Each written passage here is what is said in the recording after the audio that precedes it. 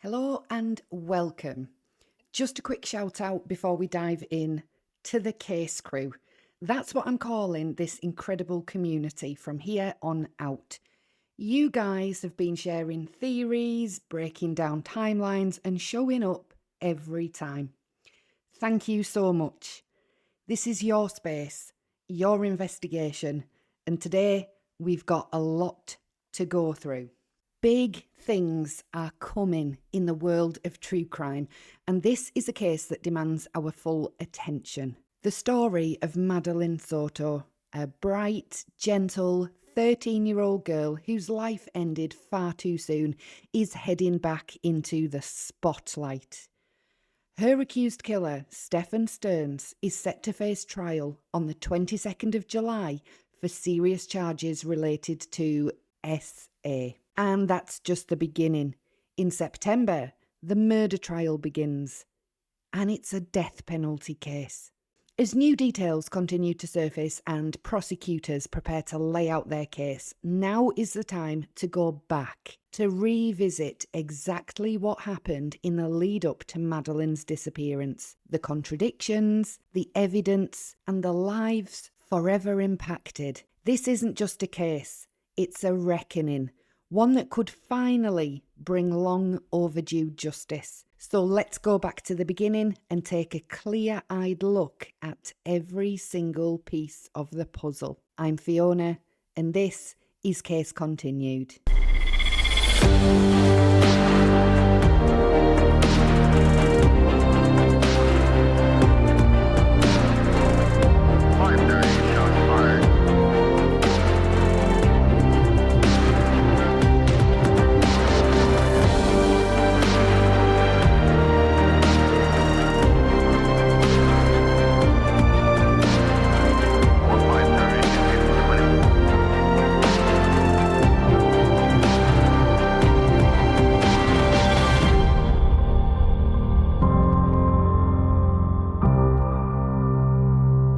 She never made it to school that morning. Her backpack was found, but she was gone, and the man who claimed to care about her was lying from the start. 13-year-old Madeline Soto should have been safe. She should have been protected. Instead, her final days were marked by fear, isolation, and a brutal betrayal. At first, it looked like a simple missing persons case, a worried family, a police search, a child who wandered off. But within hours, the cracks in the story began to show. Why did surveillance footage contradict everything Madeline's mother's boyfriend said? Why were there signs of abuse visible and documented that no one acted on? And how did a man with a history of violence get so close to a vulnerable child without anyone stopping him? This isn't just a story about a child's murder. This is a story about silence, about failure, and about what happens when the people around a child don't listen or don't act. Before the headlines, before the crime scene photos, before the heartbreak, there was just Maddie. Madeline Soto lived in Kissimmee, Florida, and she attended the Hunters Creek Middle School. Teachers and classmates remembered her as talkative, but quiet and thoughtful. Someone who always had a kind word for others. One friend simply said that she was perfect. Madeline loved music. She danced. She played the flute. She drew. She wrote in journals. Like many other girls her age, she decorated her notebooks with little doodles, she poured her feelings into private pages, and she sometimes forgot her phone. She wasn't loud or flashy, she was thoughtful, the kind of kid who'd make you a drawing or leave a kind note just because. She was a soft-spoken, artistic little soul with big brown eyes and a quiet kind of brightness. Behind that bright spirit, though, Madeline was dealing with her own feelings. She'd shared in some text messages that sometimes she wanted to live in the woods, words that hinted at deeper emotional struggles. Her mother later revealed that Madeline had ADHD, attention deficit hyperactivity disorder, and showed traits of anxiety, even autism, which made her sensitive and easily overwhelmed. Academically, Madeline had her ups and downs. Her reading teacher noted that she'd sometimes do her work, but that she also had sleepy days, head down, unable to keep up. Still, her grades did improve over time. Friends shared with detectives that Madeline was quite emotional and her moods shifted with her ADHD medications. One friend said she was nice, funny and caring when she was on her medication, but she was snappy if she didn't take it. Madeline had just turned 13. Her birthday was on the 22nd of February. She celebrated quietly with family just a few days before she disappeared. There were balloons, there was a cake, and for once, a moment that was supposed to be just hers. But behind that gentle presence, something was seriously wrong. Friends had seen changes, teachers noticed, but like so many children in danger, Madeline never said enough, or she wasn't heard when she tried. She was a child navigating adolescence, creativity and fear all at the same time, and the systems around her failed to see the full picture. On Monday morning, the 26th of February 2024, the world should have felt ordinary, but it didn't. Madeline's mother's boyfriend, Stephan Sterns, dropped her, or claimed he did, near a church down the road from her school. But surveillance later showed otherwise, and that was the first crack in the story. That day, Madeline never made it to class. Her mum discovered that she was missing only when she went to pick her up at 4:30 p.m, hours too late. On the morning of Monday, the 26th of February 2024, Madeline woke up in the home that she shared with her mother and her mother's boyfriend, Stephan Sterns. It was the start of a typical school day, a day that she should have spent in the hallways of Hunters Creek Middle School surrounded by classmates and teachers. The night before Madeline disappeared, her mother, Jennifer Soto, remembered her daughter as quiet, a little bit distant, but saying that she was okay. Jennifer didn't think much of it at the time. She later went on to state, "Madeline wasn't acting like herself, but I trusted her words." On the morning of February the 26th, Jennifer was not present when Madeline left for school. She was in bed, sleeping. She relied on her boyfriend, Stephan Sterns.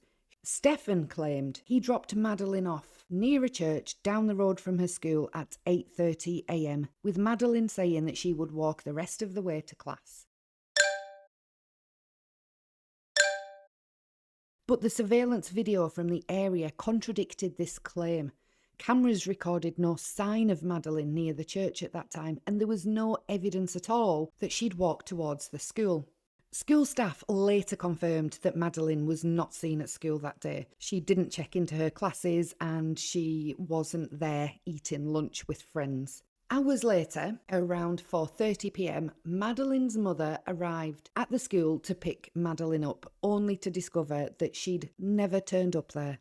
The initial missing persons report was filed later that evening when worries escalated into fear. From that point on, a massive search began. Police scoured the area surrounding Hunters Creek Middle School, they checked nearby neighbourhoods and they reviewed surveillance footage, but Madeline was nowhere to be found. Meanwhile, investigators began scrutinising the statements of Stephan Sterns, the last person known to have said he saw her that morning. He claimed he had no idea where Madeline was and he cooperated with the police, fully. But discrepancies in his story soon emerged. The following days would reveal more disturbing truths. The body of Madeline Soto was found on the 1st of March 2024, hidden in a wooded area miles from her home. Her disappearance was no accident or tragedy of circumstance. It was the beginning of a shocking investigation that would expose lies, betrayal, and the heartbreaking failure of those who should have protected her. Let's begin with Jennifer Soto, the mother of Madeline. Before everything went wild in the headlines, this is who she was. She grew up in a Puerto Rican Colombian family raised in South Florida, Miami specifically, before eventually relocating to Kissimmee near Orlando. Her father, Juan, owned the townhouse in Hunters Creek where she later raised her daughter. Her parents divorced while she was still a teenager and her mother had later remarried. Jennifer originally worked as an appointment setter for Eco Homes in Kissimmee, where she apparently first crossed paths with Stephan Sterns. Community sources suggest that they were co-workers before anything else, with Stephan having a brief period of employment there. But these are community sources, so we will take them with a pinch of salt just for the time being. She also worked caregiver jobs and she managed residences, juggling childcare and steady work across family homes and apartments. She broke off a short-lived marriage in 2017 and became a single mother, raising 13-year-old Madeline largely with support from her family. Her father's home became a steady foundation. By early 2024, Jennifer was juggling jobs, caregiving and schooling while raising Madeline in Hunters Creek. She was described by those who knew her as hardworking, community-oriented and determined. Despite challenges, Jennifer carried herself with what some describe as an air of resilience, raising a young daughter, participating in the local area and managing multiple jobs just to keep things afloat. Before anything happened to Madeline, Jennifer faced mental health struggles, and these played a significant role in shaping her life. Court and medical documents indicate that Jennifer Soto had been formally diagnosed with bipolar disorder, likely bipolar 2, and generalized anxiety disorder. She reportedly had episodes of depression and panic and was prescribed medications, including antidepressants and anxiety treatments, under a disability claim. Community sources state that Jennifer lived partly on disability income and disclosed using multiple psychiatric medications. Family members described her as often quite sleepy or vaped out, unable to maintain a regular daytime routine, raising concerns about sedation or over-medication as a result of taking these tablets. Some supporters and therapy professionals have noted that Jennifer claimed PTSD, post-traumatic stress disorder, resulting from past trauma. She reportedly had difficulty coping with daily stress, and she would later tell investigators that she carried survivor-level trauma so intense that for years she lived in fear and isolation. In a recorded interview with detectives, Jennifer stated that she had developed PTSD following a sexual assault earlier in her life. She described feeling unsafe around men and having heightened anxiety, a trauma which had led her to file for disability and take those psychiatric medications. In court filings, she explained that this trauma began before she met anyone else, shaping her worldview, her coping mechanisms and emotional capacity. Psychotherapist Siobhan Scott on a Hidden Killers podcast discussed how Jennifer's possible bipolar disorder, anxiety and generational trauma could have impaired her ability to perceive danger or abuse. Scott suggested that normalisation of abuse in some family contexts, paired with cognitive limitations, may have contributed to Jen's apparent emotional detachment. Now, to be very clear, having bipolar or anxiety doesn't excuse neglect. She herself often referred to being overwhelmed, needing naps, and relying on medication just to function. To those who knew her, she appeared emotionally distant at times, even while describing trauma. Critics argue she might have used it as a crutch. Supporters say she was simply too tired, medicated, and isolated to respond the way one might expect of a parent. Jennifer never married Madeline's biological father, Tyler Wallace. After Madeline was born on the 22nd of February 2011, Tyler returned to Texas where he later married Tatiana Wallace. He maintained a respectful distance while fulfilling his obligations as a father. Now, there's no verified information, public or legal, detailing exactly when and where and how Tyler and Jennifer met or the nature of their relationship beyond co-parenting arrangements. Tyler remained involved in Madeline's life through child support and remote communication. He would speak to her on Facebook, but they didn't see each other in person very often. He contributed financially, not just to basic support, but even extra for Madeline's flute lessons. The last time he physically saw Madeline was in October 2023 during one of her visits to Texas. Now, viewers, take a pause. Think about what it means to live with these diagnoses of Jennifer's. How might constant fatigue, emotional instability, and the weight of mental illness affect a single parent raising a child? Could it cloud awareness of danger? Or could it weaken the ability to act? These aren't excuses, but they are pieces of a puzzle. A woman navigating psychiatric hardship, claiming PTSD, bipolar disorder, anxiety, and relying heavily on medications, struggling to stay upright. What do we all think? To understand what happened to Madeline Soto, you have to begin with Stephan Sterns, a man whose past and behaviour would later shape the investigation. Sterns was born on the 25th of April 1986 in Florida, and he grew up with his parents, Chris and Deborah, and some reports state that he has an older brother who is in the Navy. Credit goes to Gisela Kay over at Grizzly True Crime for that piece of information. I haven't seen it reported anywhere other than her channel. Local reports portray a childhood marked by instability and discipline issues. Some reports say that he never attended college, while others say that he did briefly, but he dropped out and entered into a pattern of chronic unemployment. He met Jennifer when Madeline was around 8 years old, and by 2018 their relationship was official, although documents describe it as on and off throughout 2023. Sterns and Jennifer briefly separated in late 2023, and at that point Sterns moved out, went back to his parents' home, and then was trying to move back in with Jennifer. Jennifer admitted to police that she, Madeline, and Sterns frequently shared a bed. She said she would be in the nook of his arm, and though she sometimes woke to him snuggling Madeline, she didn't initially think it was wrong.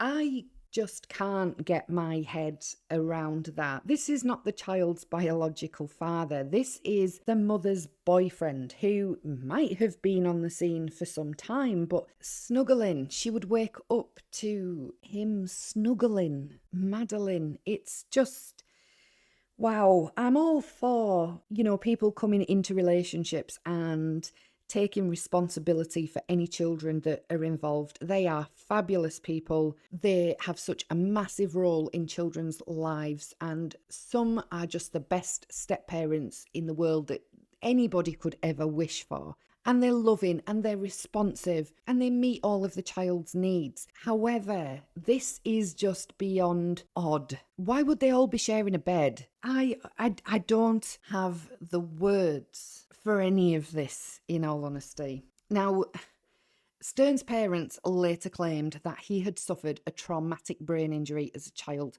Reportedly, he was run over by a truck at about age 8, which led to settlement and guardianship over his compensation. But investigators noted that medical records are missing and the details actually remain unverified online. Even if the traumatic brain injury occurred, experts say it doesn't explain Sterns' long-standing pattern of manipulation, aggression, or criminal behaviour. He had a huge amount of driving convictions and appeared to be unable to stop repeating the same mistakes. I mean, look at these. Digging deeper into Sterns' life shows something that doesn't quite fit the standard picture that we may have of an adult man. Sterns kept a collection of trading cards, novelty keychains, and even Tamagotchis. Yes, the virtual pet toy from the 90s. He reportedly carried one around with him. He'd check on it, he'd feed it, and he'd talk about it like it was real.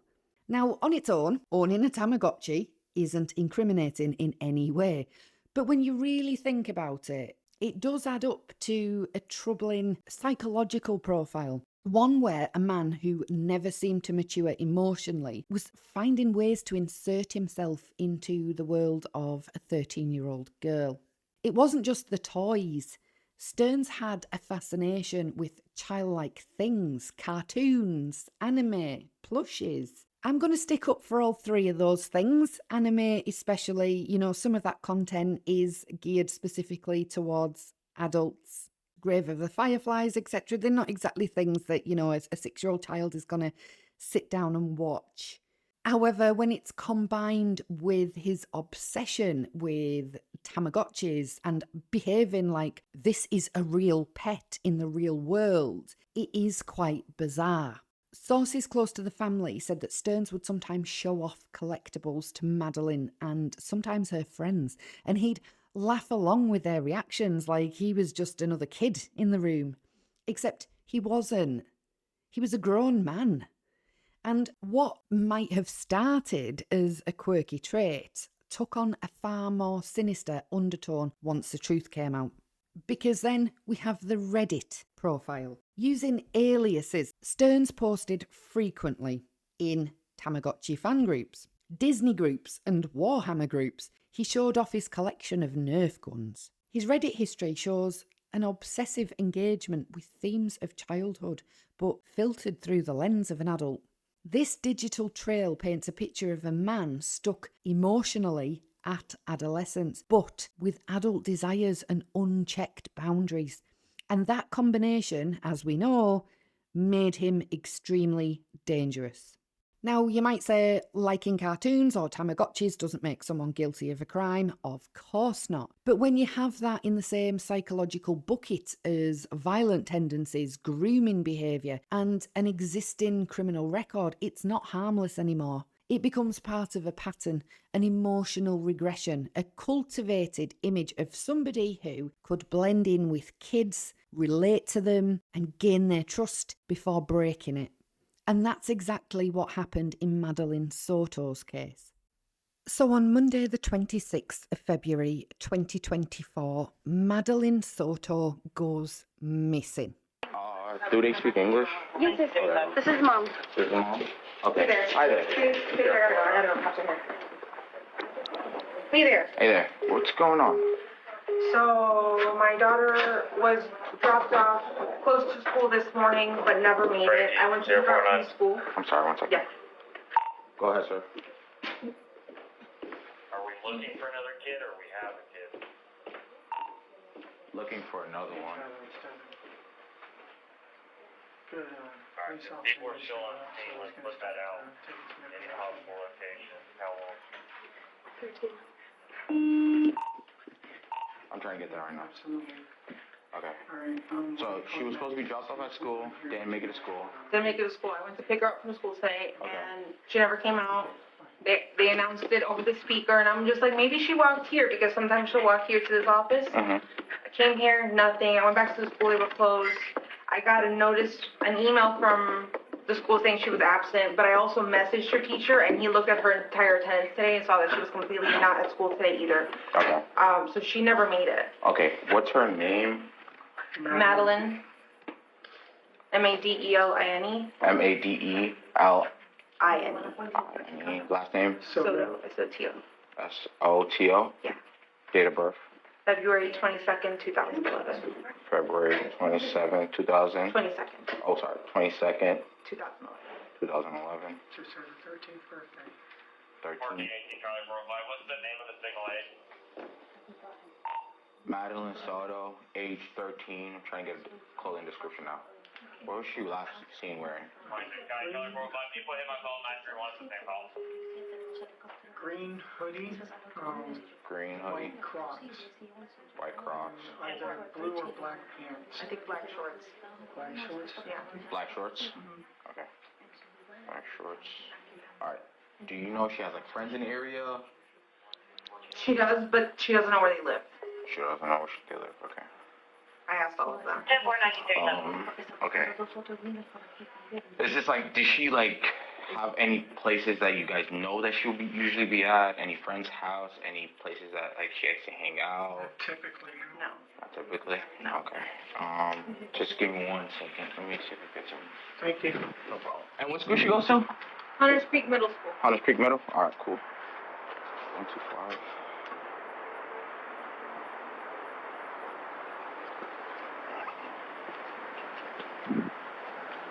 Do you have a picture of her? Can you airdrop it to me? Yeah, I know. Let me see which picture. I don't know which picture. Looking recently, probably from a birthday party, right? Yeah, but I wasn't there, so I have to look at.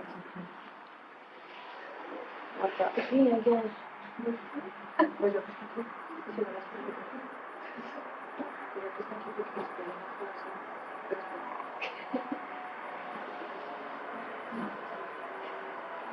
Go ahead. That's what I'm about to grab right now. Yeah. All right, cool. Thank you.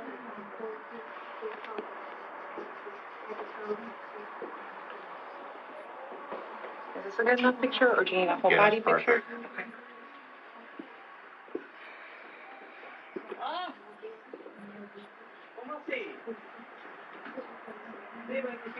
Oh, hold my eardrop. I don't have to do it. I got you.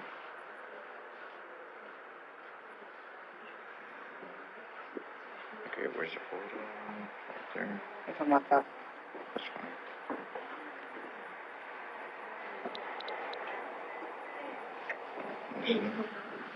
I saved it to my photos, so you could. You saved it to your post? Yeah, we could just Perfect. go straight to the photos.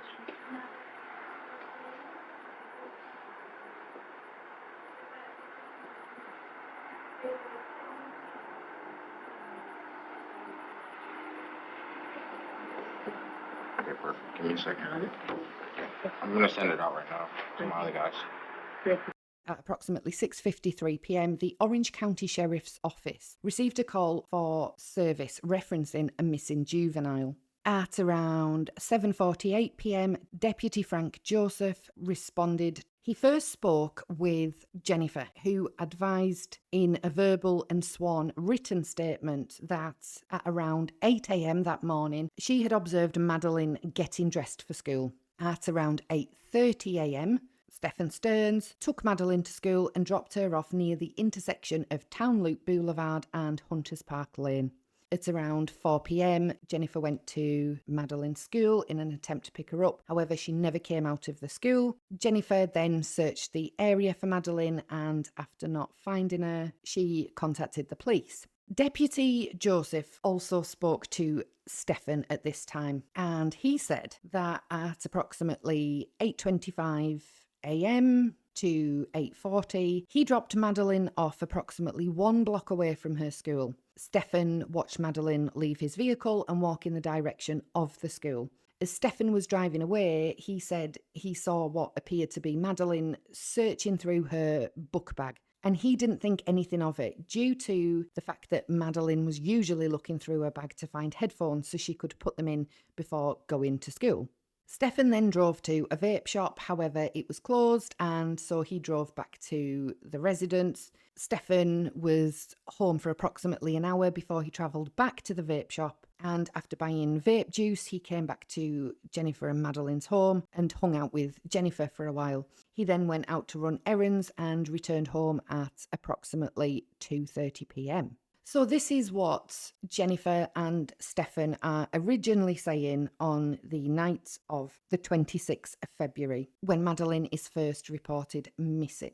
The following day, on February the 27th, both Stephan and Jennifer are properly interviewed. We are going to go through the timeline. I'm going to pop it on here so we can run through it together. But first, we are going to see what Stephan and Jennifer had to say the day after Madeline's disappearance. At 4 p.m, Detective Tagler and Detective Acosta interviewed Stephan, and at this point they were already aware that his car had been picked up at various locations the morning of 26th of February. Now, this is the redacted version. We obviously know who is who by this point in the proceedings, but I'll be reading it out for those of you that don't want to actually physically follow along on the screen.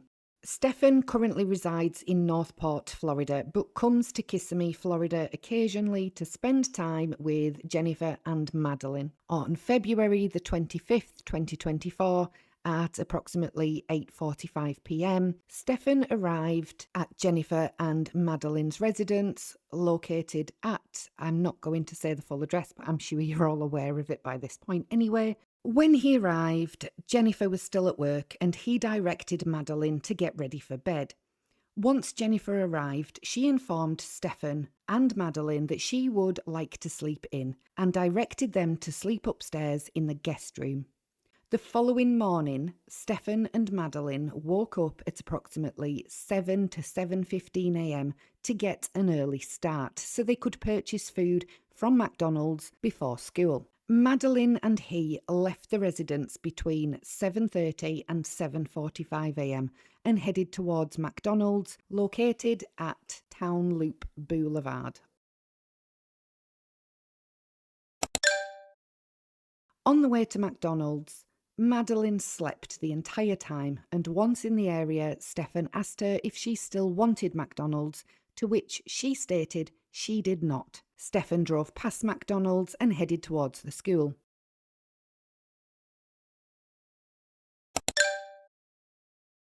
Stephan dropped Madeline off on the right side of the road near the community south of the State Road 417 overpass between 8:20 and 8:40 a.m. According to Stephan, Madeline was going through a phase which led her to be embarrassed of his vehicle and did not like to be dropped off at the school in it. Madeline then informed Stephan she was going to go hang out with her friends, and Stephan did not question it, since it was not unusual for kids to hang out before school. Stephan let Madeline out of the vehicle and told her to have a good day, love you, to which she replied, "Thanks, love you too." Stephan turned around and watched in the rearview mirror as Madeline rummaged through her backpack as she walked in the direction of the school. Stephan assumed Madeline was looking for headphones, but later realised she had forgotten her phone. Stephan continued to observe Madeline walk towards the direction of the school. At this point, Detective Acosta showed Stephan a map of the area where he alleged he dropped Madeline off for school. According to Stephan, he dropped her off on the sidewalk at the intersection of Lilac Cove Lane and Town Loop Boulevard.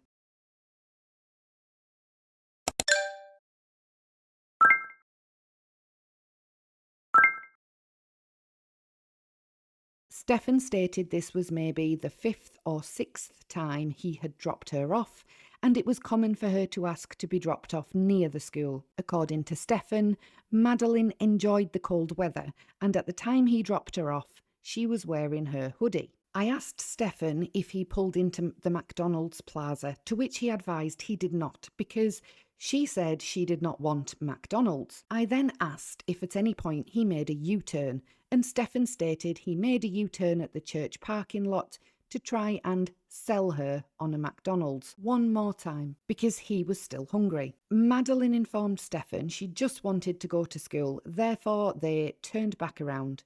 According to Stephan, he made the U-turn in the church parking lot located at Town Loop Boulevard, Orlando, Florida.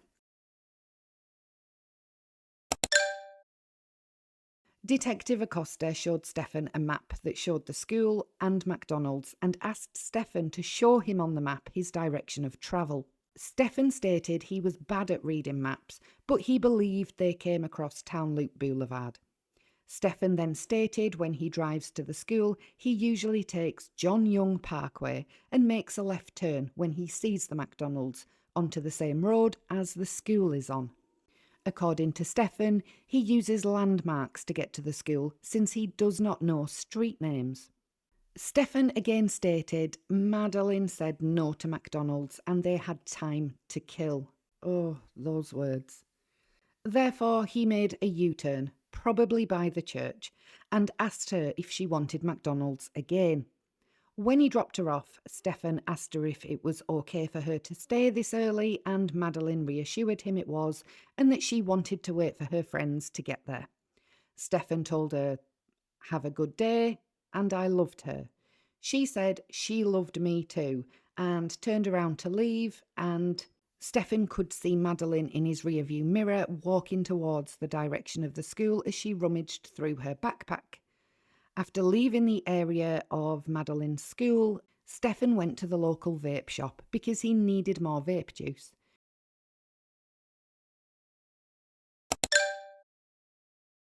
The vape shop was not open yet, therefore he went back to his residence at approximately 10 a.m.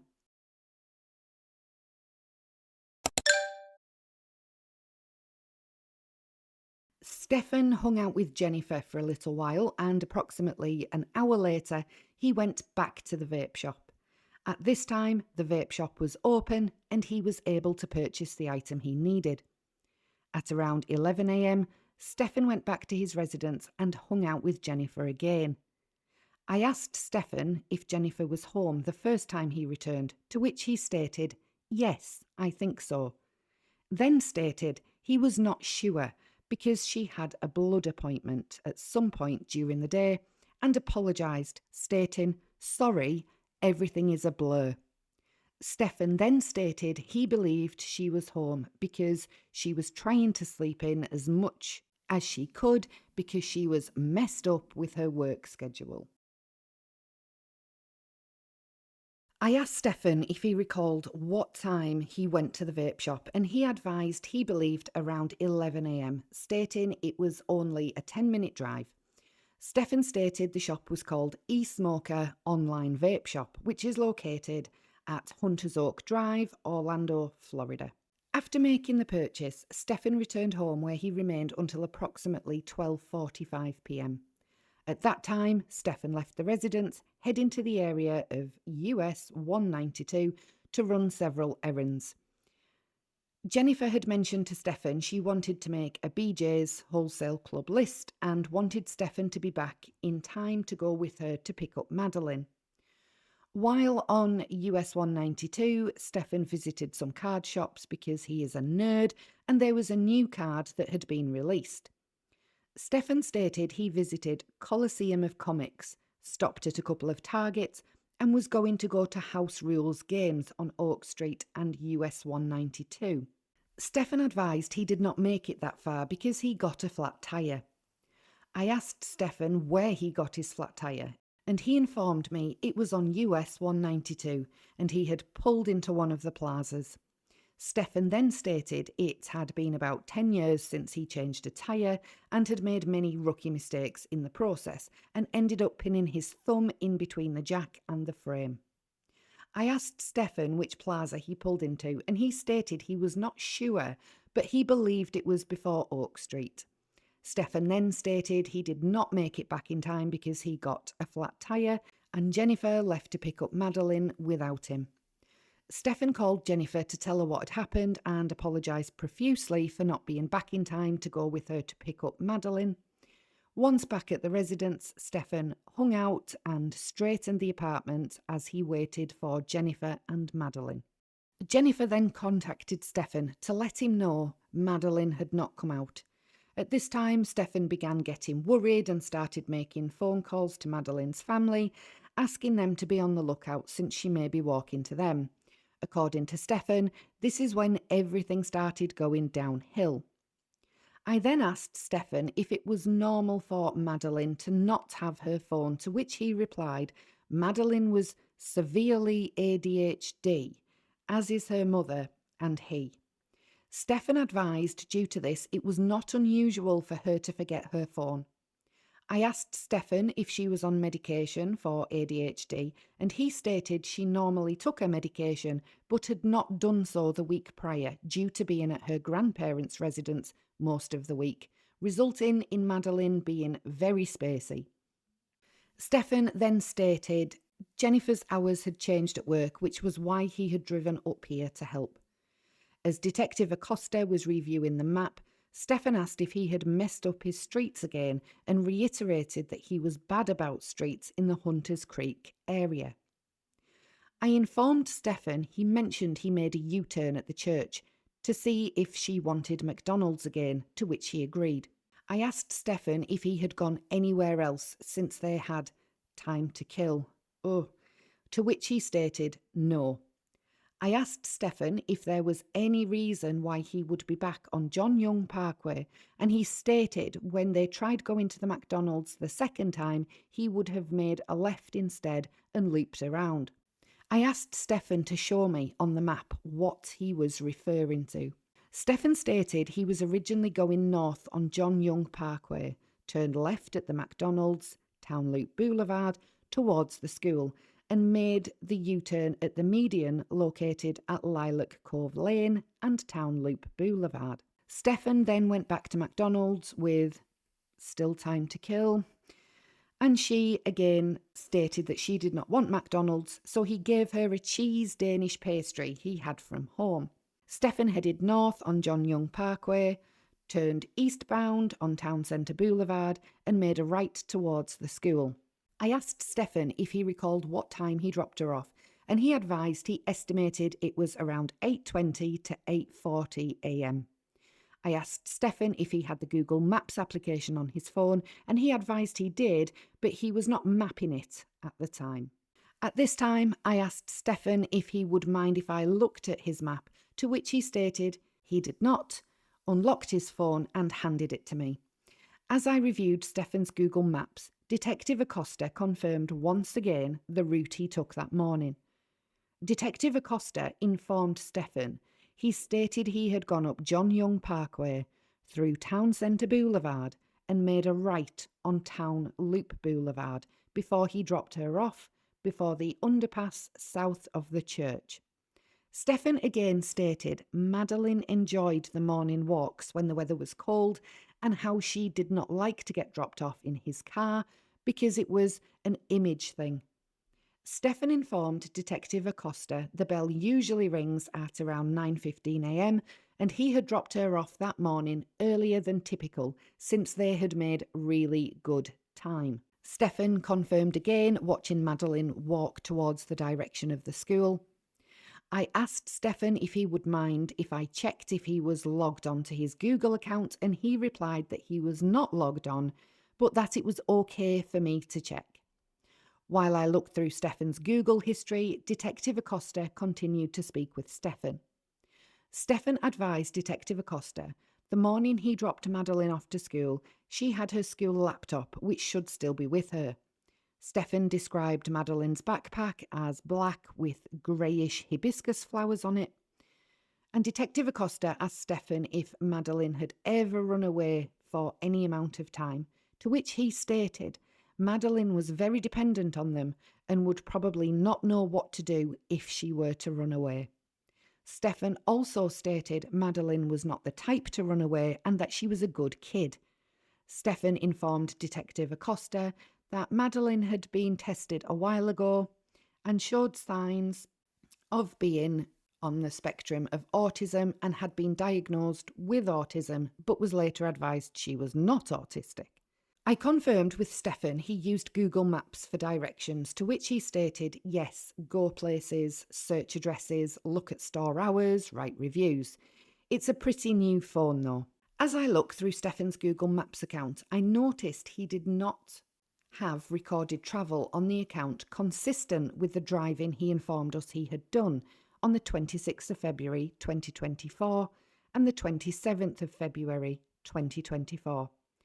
I asked Stephan when he had returned to the area to assist Jennifer, and he stated it was on the 25th of February at approximately 8:30 p.m, just in time to make sure she was doing all her nightly routines as they waited for Jennifer to get home. I asked Stephan where he and Jennifer looked for Madeline, and he stated they'd stayed local. I asked Stephan if they drove anywhere, to which he stated he believed they had not, and Madeline's family was driving around. Stephan stated he did not recall driving anywhere the night of February the 26th, and that he was socked out on Ativan at that point because he was a wreck, and that he was on so many tranquilizers. Stephan stated he had not needed to take Ativan in a while, but that he had been having these panic attacks and had been crying and took it to get to sleep that night. Detective Acosta informed Stephan we were trying to establish a timeline of events, at which point Stephan interrupted and stated he was trying his best, but he was not a morning person, and he was trying to give his best guess.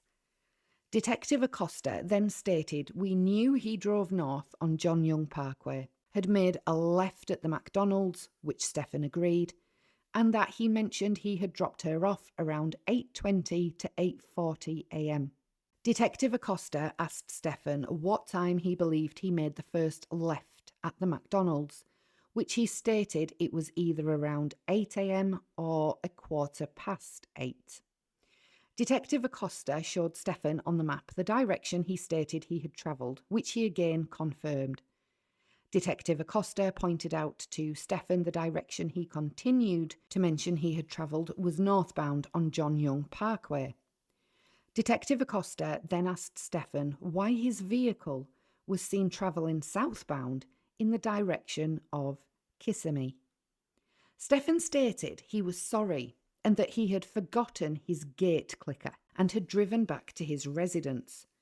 Stephan advised he went through the front gate and had to use his parking pass to grab his clicker, and that he had provided the wrong times because he was not a morning person. Stephan stated he had almost arrived at the school and they had plenty of time to kill, which is why he rushed back to get the gate clicker. I asked Stephan if when I looked at the surveillance for the complex, it was going to show him entering the front gate with Madeline in the front seat, and he stated yes. Detective Acosta asked Stephan if he could not just have waited until after he dropped Madeline off to get his gate clicker, which he stated he could have, but he liked coming into the complex through the back gate because sometimes they were busy in the front gate and it was better not to wait in a long line. At this point, I noticed Stephan's phone only contained minimal data on his call history and appeared as if some of the messaging applications had never been used. I stepped away for a second as Detective Acosta continued to speak with Stephan. While I walked away, Stephan informed Detective Acosta he had made a joke to Madeline the morning of the 26th of February about her Crocs, since she wore Crocs and socks.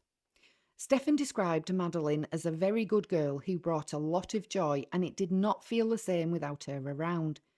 Stephan stated Madeline had been happy and she had been looking forward to him visiting and all of them being together.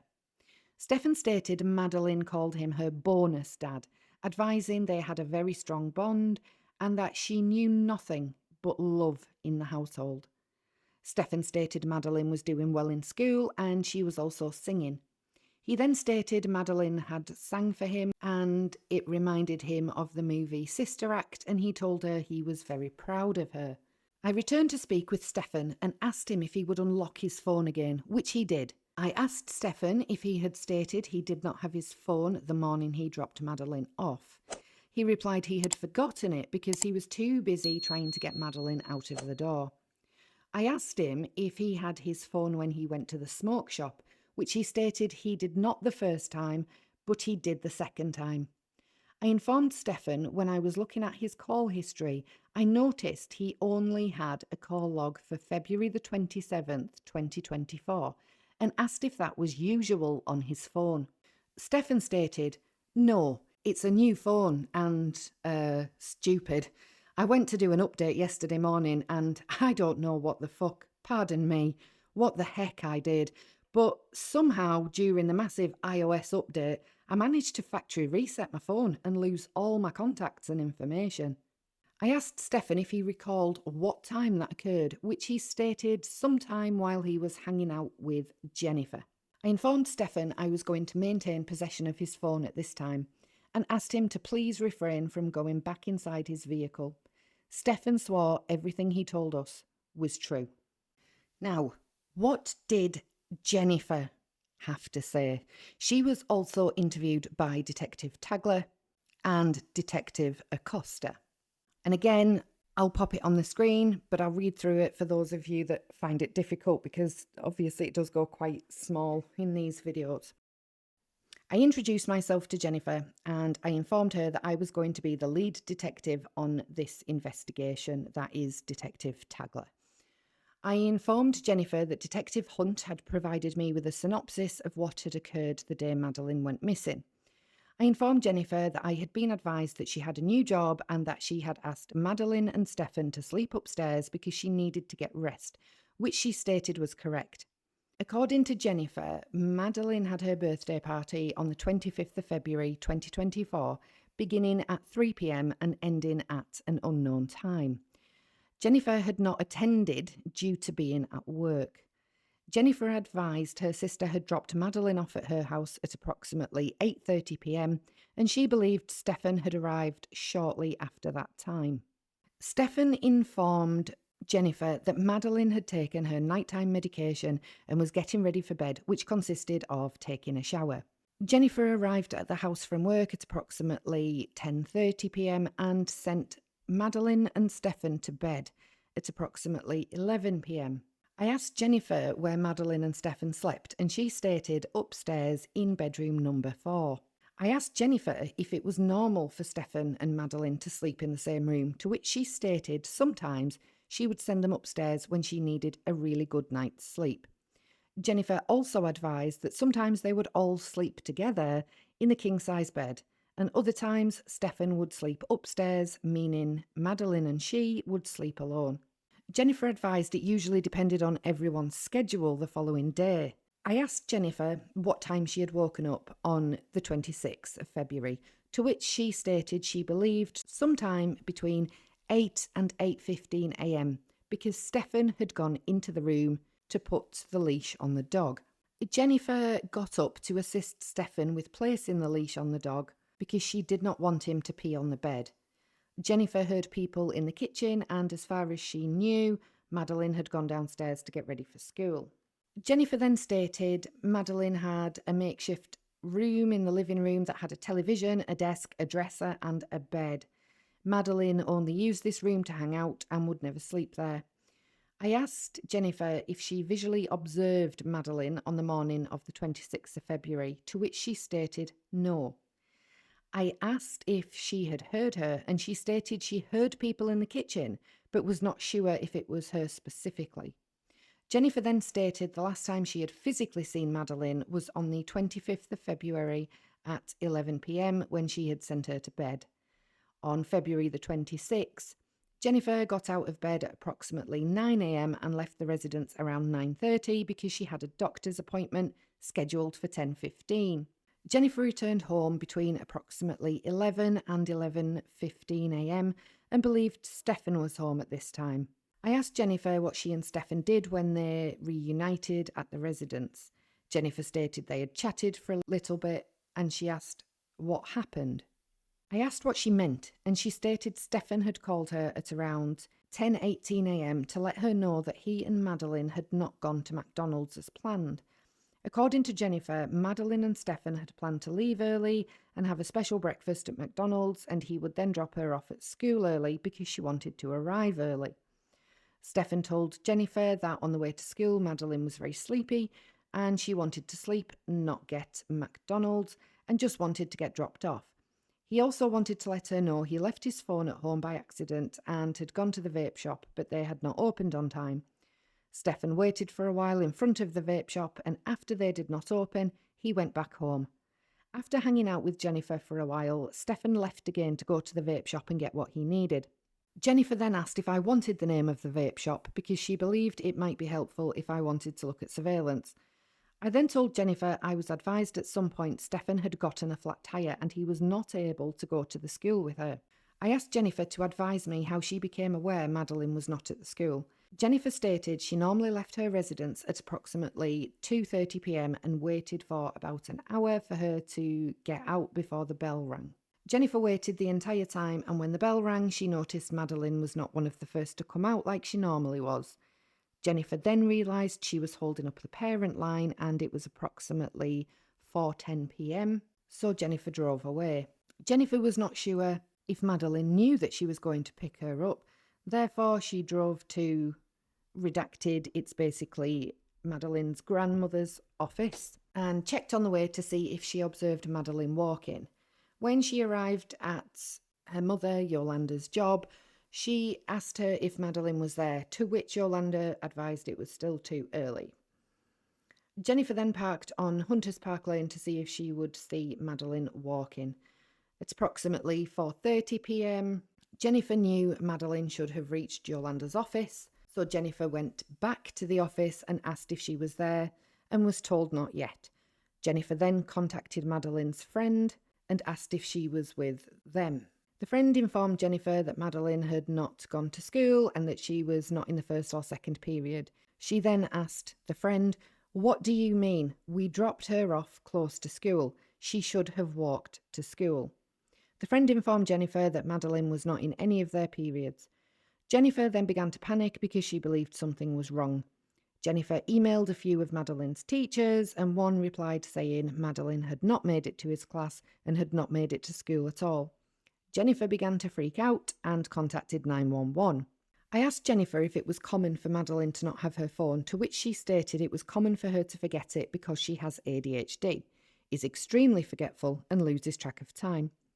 I asked Jennifer to explain to me where she looked for Madeline.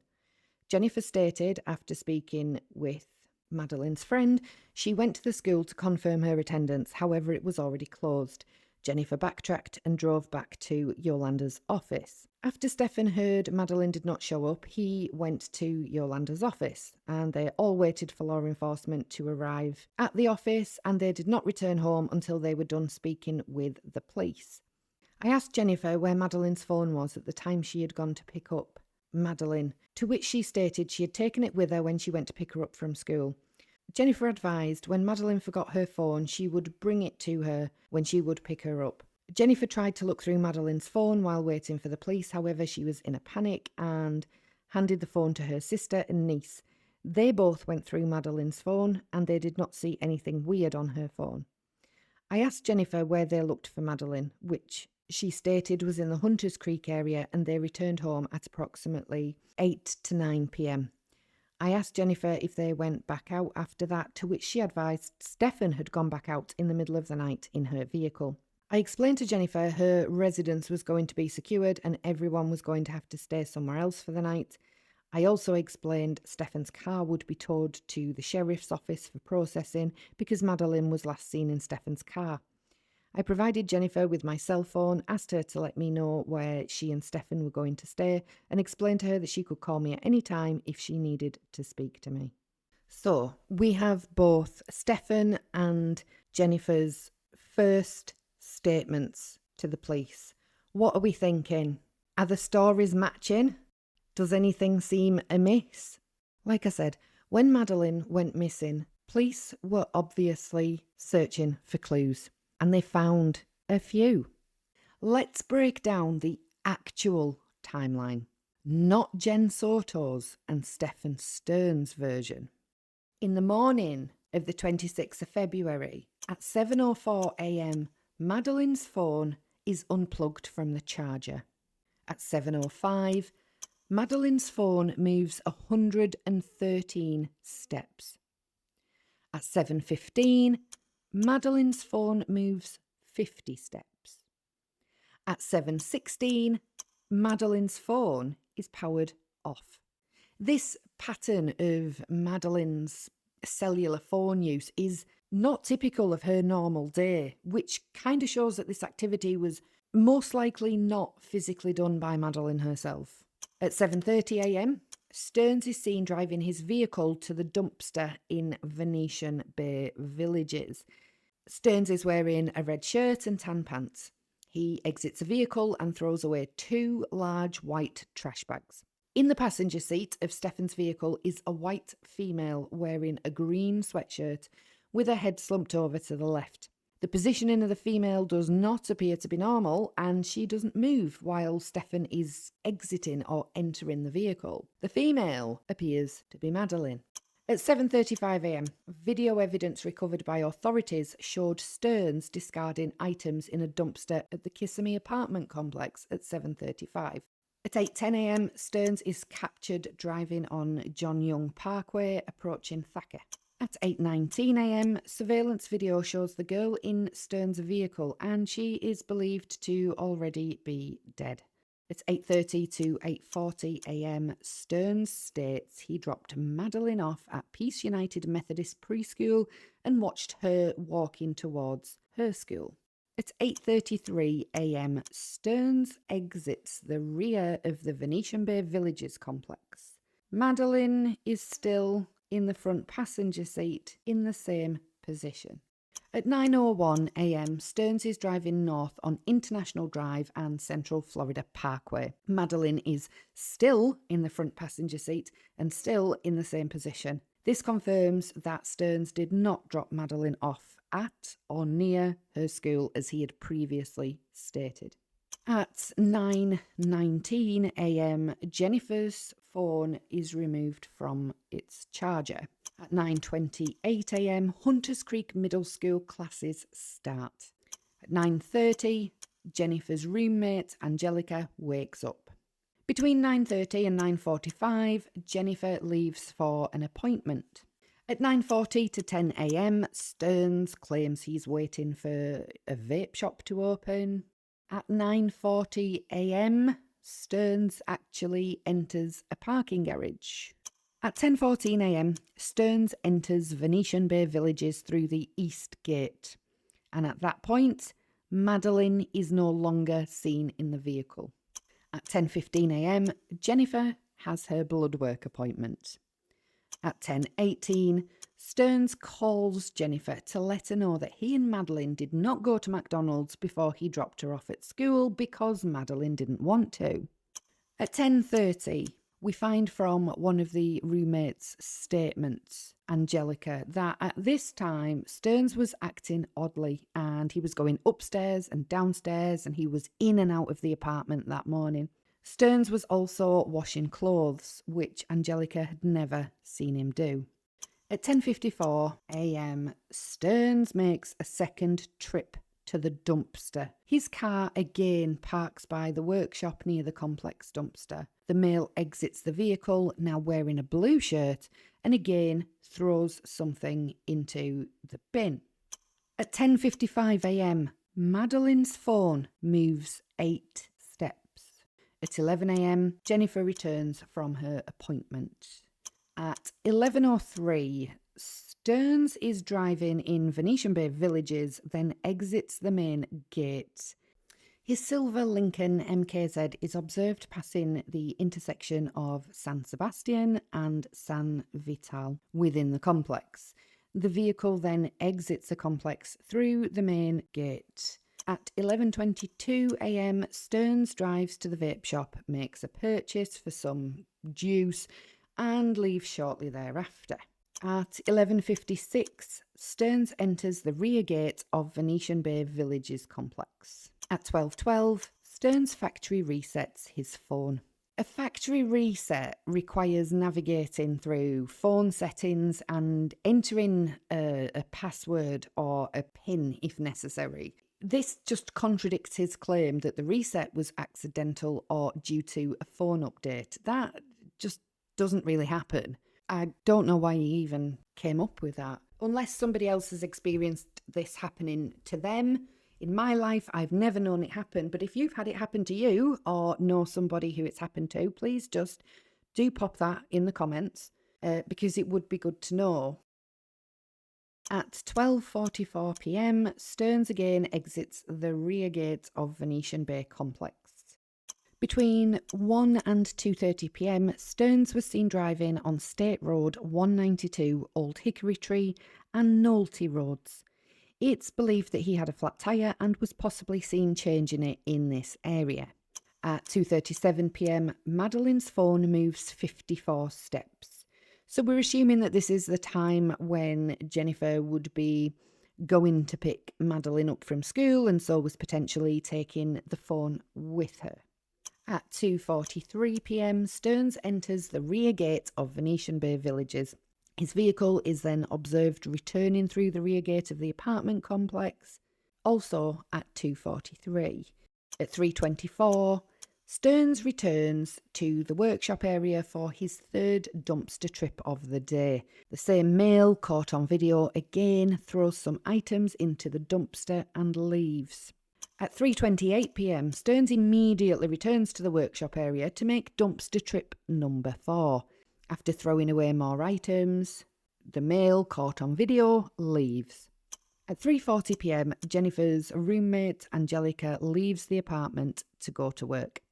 Between 4:30 p.m. and 8 p.m, Madeline is reported missing. The Orange County Sheriff's Office canvasses the area and searches with a bloodhound but finds no leads. The missing person report is officially filed at 8 p.m. At 4:36 p.m, Sterns returns yet again to the workshop area to throw more items into the dumpster. This is trip number 5 that day. At 6:02 p.m. and 6:22 p.m, Sterns calls his dad, Chris, on 2 separate occasions.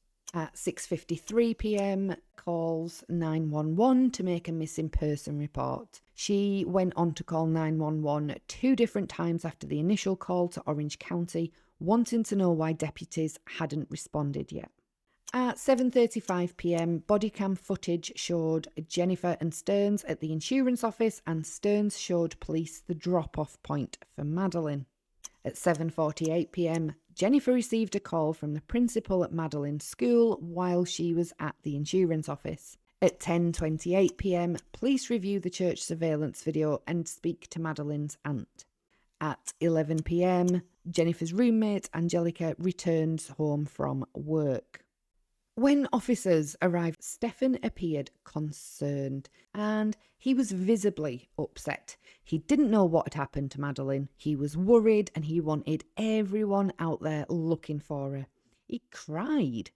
But as we all know now, they were crocodile tears. All right, the first question is if I can get your first and last name and spell them both out for me. Stephan Sterns, Stephan Sterns. All right, so Stephan, you seem very emotional right now. Explain to us. I dropped her off. Everything looked fine when I drove away. It's the last time we saw her. What were the conversations that y'all had in the car when you dropped her off? Not much. She was asleep for most of the way. Told her have a good day at school when she got out, and I love her. She said thanks, love you too. That was it. And so where do you think she could possibly be? I mean, this isn't, as I was told, this isn't normal behavior. This is not normal behavior. She's not the type that would just run off. We don't know where she can be. We're scared. We just want her home. Are you, in a sense, blaming yourself? It's hard not to. Why? I dropped her off early. I could have waited longer.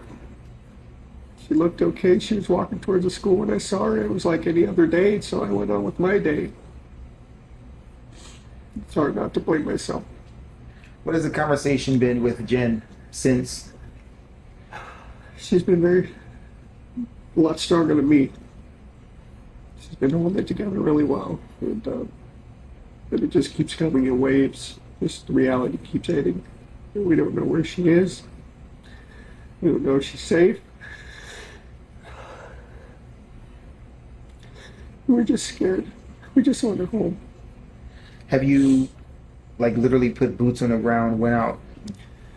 Yeah, I even went out with the cops where I had dropped her off. And we looked all up and down the road, all along the communities, and there was nothing helpful. None of the cameras were pointing the street. Nothing, which in 2024 was surprising. The church across the street had some cameras, and they mentioned seeing her waiting around in the parking lot for a while before moving on, and that was it. But it was grainy. It was grainy footage, and not much else. Does it seem like she walked west, east? They said in the direction of the school. I'm not sure what that is. What was the language? Not language verbally, language, body language when you dropped her off, did she seem happy? Was she Happy. like, I'm going to meet She my was friends? happy. She had a happy weekend. She just turned 13. She had her 13th birthday party. She was happy that we were all together here, and she's just very happy. She was a happy kid. She's very sweet. She's a very sweet girl. She brings a lot of joy to us, and we just not knowing. So the unknown is killing you. Yeah, it's like our whole world is upside down. And not feeling her presence here is. Sorry. It's hard.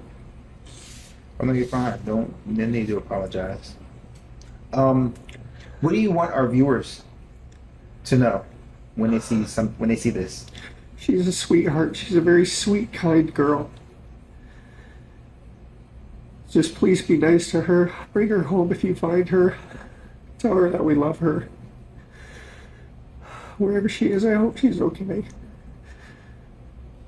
I mean, if someone were to come in contact with her and you gave me her diagnoses, would it be easy to approach her without any like agitation or anything? Yeah.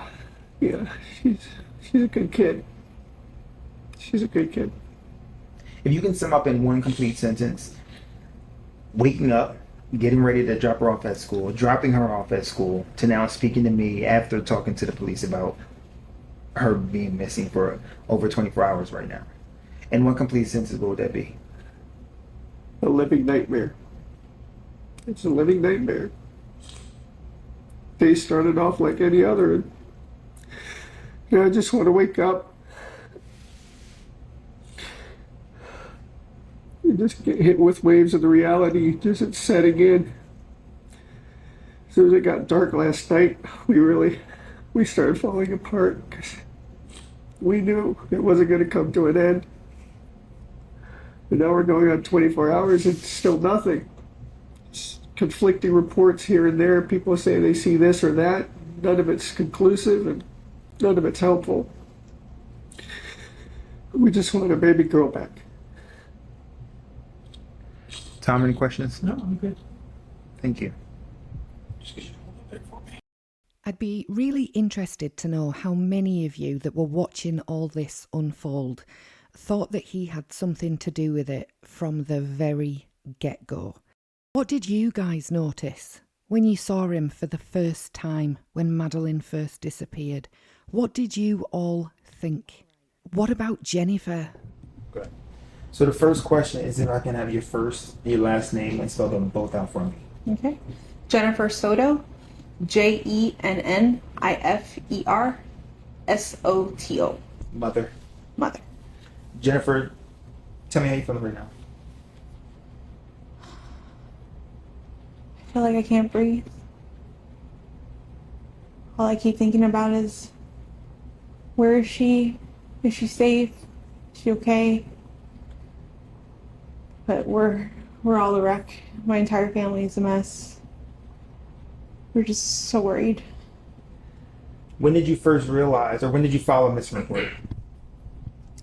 We filed a missing report. We called the police at like 4:45 yesterday, 4:45 p.m. But she actually went missing early that morning, around between 8:45 and 9 o'clock in the morning. She went missing. We had dropped her off close to the school. She wanted to walk the rest of the way. Sorry.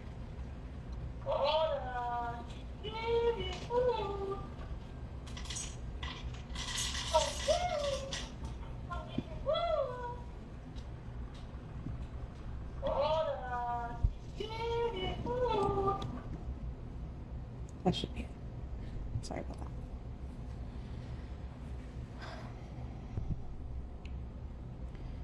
We dropped her off at school, close to school. She wanted to walk the rest of the way. I'm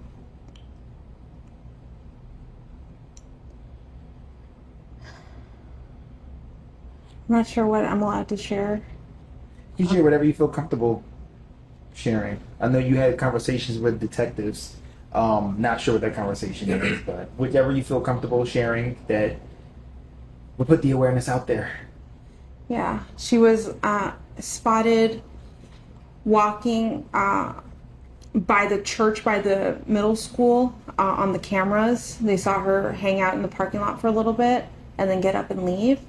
They didn't see a vehicle or anything else. They just saw her walk away around 9 a.m. heading towards the school, but she never made it. What has the school said? Have you given in contact with the school? Yes, that they're doing everything they can. They've given me all their resources. The principals called me. They've looked at their cameras. I don't think they've caught anything on the cameras is too far away from the sidewalk. Everything is too grainy, so they can't see specific faces. But they've looked. I'm just waiting to hear anything else from them. Is this normal behavior? Not To at all. just not show up or call or text or anything? Not at all, no. She, from time to time, she will leave her cell phone at home accidentally, and that's actually what happened yesterday. She left her phone at home. She went to school. But that happens from time to time. She's got ADHD, her memory. She's very forgetful. So, yeah, there's no way to track her right now because the detectives now have her phone. But this isn't normal behavior now. What was the last thing, I guess, the conversation that you two had, you and your daughter? We spoke about her birthday party. She had a birthday party on Sunday. She had a great time. I couldn't make it because I was working. But she had an amazing time. She was so happy with all her gifts. I told her good night, and yeah, that was it.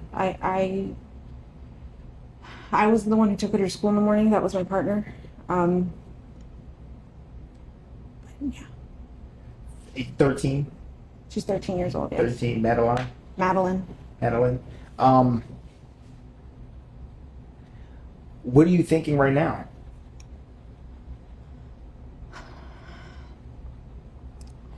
In my heart, I feel like somebody took her. This isn't like her to just pick up and run away, or just not go to school. I don't know what to think. Friends, the friends' parents, you've contacted and went through Everyone. every single person? Everyone that we know that she knows, we've contacted them all, reached out to them. The parents have gone out to search and look for her as well. And we haven't come up with anything yet. I've seen a lot of posts on Facebook, Hunters Creek rants and raves and what have you. Did people say that they were going to conduct some type of like search party or anything? A lot of people have asked me to volunteer, like if there is one, if they can do one. I have people passing out flyers, going to every store in that vicinity, a gas station, church. I think people were being stopped in the street this morning in front of the school to see if they've seen anything, if they've heard anything. My family they're going all out right now. Yeah. I know as a mother, a lot is going on in your brain So much. to bring her back home. What have the law enforcement told you that you are able to share?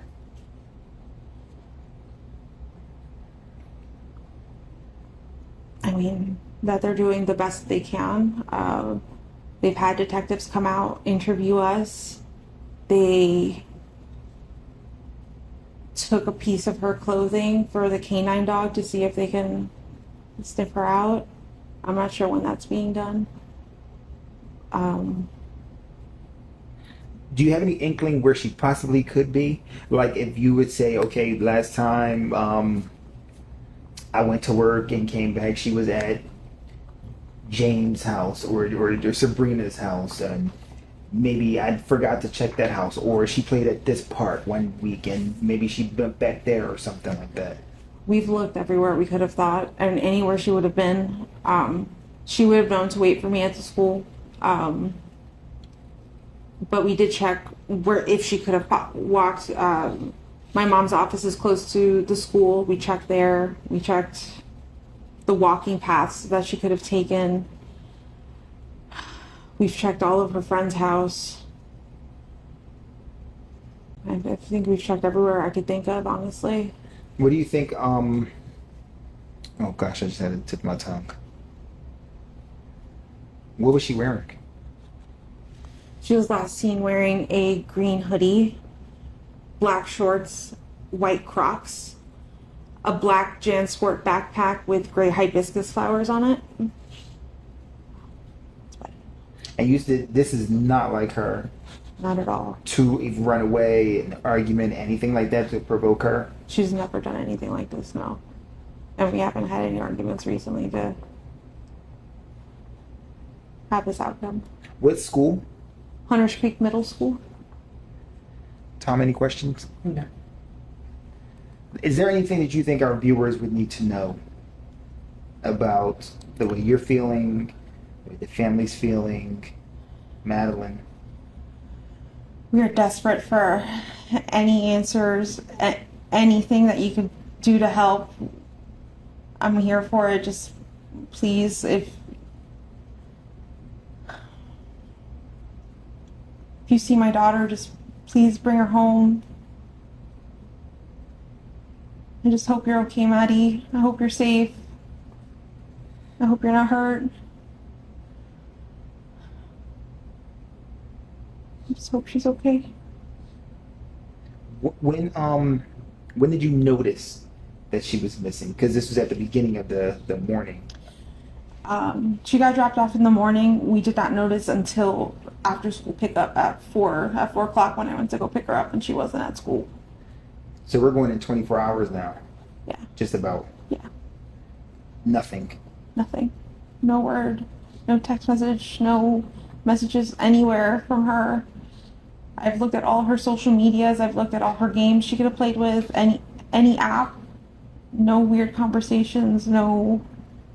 Nothing strange. Everything was conversations with just normal friends or us.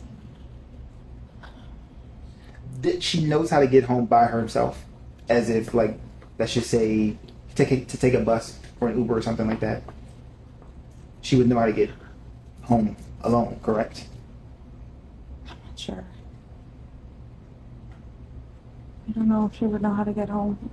Maybe, I mean, I'm thinking if someone got in the car with her and if she pointed the way, what roads, she probably could figure out how to get, but like, does she know a full address? I don't think she does. Which would give me it just puts in my brain that she always comes home with someone. She always comes home So with me. there's no need for her to really Exactly. learn. Okay. And you said no, Tom? I think that was everything.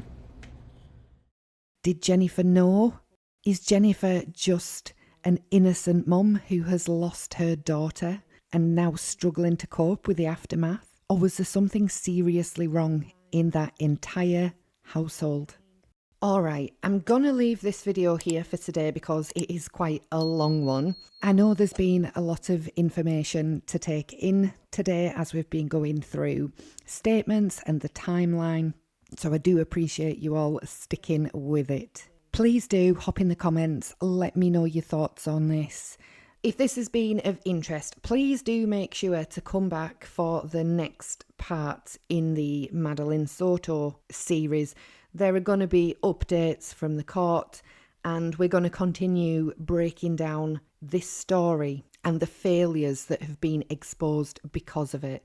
Thank you all for watching. I appreciate you so much and I will see you in the next video.